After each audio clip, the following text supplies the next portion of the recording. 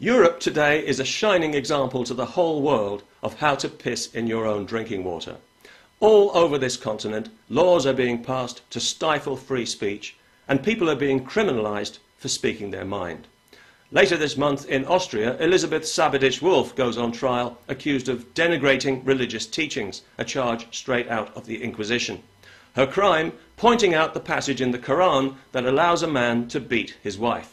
For this, she faces the prospect of 3 years in prison. Welcome to justice, Eurabia style.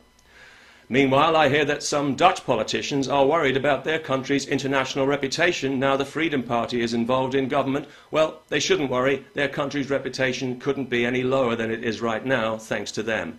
And thanks to a crooked law that allows the country's most popular politician to be dragged into court like a criminal for telling the truth, in front of a panel of clearly biased judges who've since proven incapable of conducting a simple Star Chamber show trial because they don't have the wisdom or self-discipline to keep their partiality to themselves.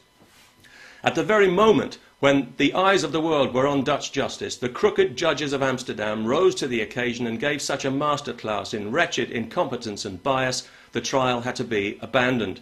Clearly more concerned with ideology than with justice, they've proven themselves unfit to judge a baby show. One of them even had the nerve to accuse Mr. Wilders of undermining the judiciary, but frankly, they don't need his help when they're doing such a fine job themselves of undermining not just the entire Dutch legal system, but the very foundations of Western civilization. The prosecution don't want to proceed. They say there's no charge to answer, but the judges are pushing ahead anyway with a new trial because they're determined to get this guy. You see, impartial justice was never the purpose of this trial or the one in Austria. The purpose is to silence dissent by example, to show everyone else that they too will be treated as a common criminal if they dare to express a negative opinion about the world's most backward, intolerant and violent religion. This is where we are in Europe today. It's like something out of the old Soviet Union. I'm surprised they haven't tried to incarcerate Mr. Wilders in a mental hospital. Maybe that's yet to come. To make matters worse, and quite a lot worse too, we have to contend not only with crooked judges and spineless lawmakers, but with lazy and partisan journalists who corrupt the language to suppress the truth and who slander anyone who speaks up for Western values as far right, as a fascist, as a hate monger, a racist, which is what far right means. The truth is that in Europe today, the left is very much the new far right. And this manifests most crudely here in Britain in a motley rabble of anti-democratic cultural self-haters, relativists, pimply-faced students, Islamists, anti-Semites and left-wing fascists who comprise the ironically named Unite Against Fascism organisation, whose tactic of choice is to bring violence to peaceful demonstrations they don't agree with, and like a bunch of jackbooted Nazi thugs, because they're afraid of free speech and they know they're defending the indefensible. Unite against fascism, but not religious fascism, because that might offend the fascists. Perish the thought. But don't worry, you people don't need to be ashamed of yourselves, as if you'd know how, because the rest of us are busy doing it for you with interest.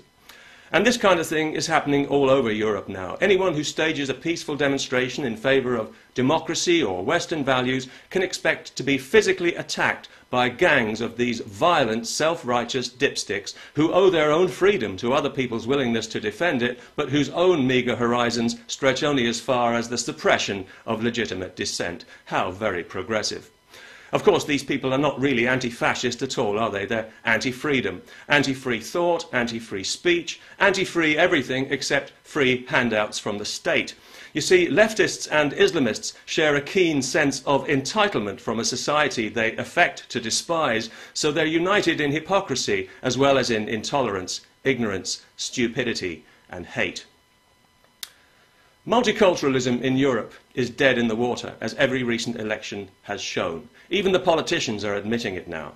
Some people cling to the illusion of it still, the way the Soviets clung to the illusion of communism, but it's over. And these show trials and violent street attacks are symptoms of its death throes. They're the desperate acts of desperate people who've totally lost their way. Criminalising opinion is an open admission that lawmakers have lost control and created a situation they can't handle. But that's what happens when the people are never asked for their opinion, and when they give it, it's ignored. Well, now it can't be ignored, and it won't be ignored. Whatever happens at these two trials, this is just the beginning. The genie is out of the bottle in Europe, and no multicultural diversity fascist is going to put it back.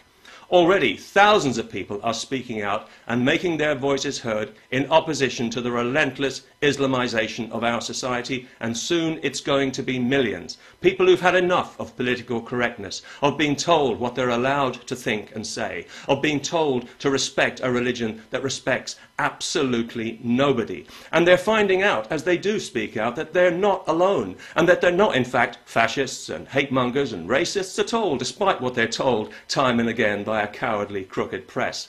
And like many of those people, I oppose Islam for the simple reason that Islam opposes me and everything I believe in. I don't care how Muslims feel about that. I don't care how anyone feels about it, nor should I be required to. In my opinion, Islam's disgusting treatment of women is a crime against humanity, nothing less. It's 1,000% wrong. There's no grey area. It's unconscionable and unforgivable, and it's poisoning the whole world. It's not different or relative. It's backward and uncivilized. There's no excuse for it, and no excuse for defending it. This is what I believe, very strongly indeed. And you may disagree, and you have a right to do so, just as I have a right to say so. And I do insist upon the right to say so as openly, as often, and as loudly as I like. And anyone who chooses to be offended can go ahead and drop dead for all I care, with all due respect, especially over there in the Islamic Republic of Austria. Curbing free speech is like taxing air. Nobody has the right to do it, no matter who they are, or who they think they are, or what fancy badge they're wearing, or what holy book they're holding in their grubby little hand. So they can pass all the laws they like, and they can string them all together in a paper chain if they want to, or fly them like flags from the minaret of every mosque. Those laws will be resisted, and they will be overturned, because they're the laws of cowards and appeasers, whose rotten multicultural lie will soon be nothing more than an embarrassing stain on history, and the sooner the better, if I may say so. Peace. Now there's a thing.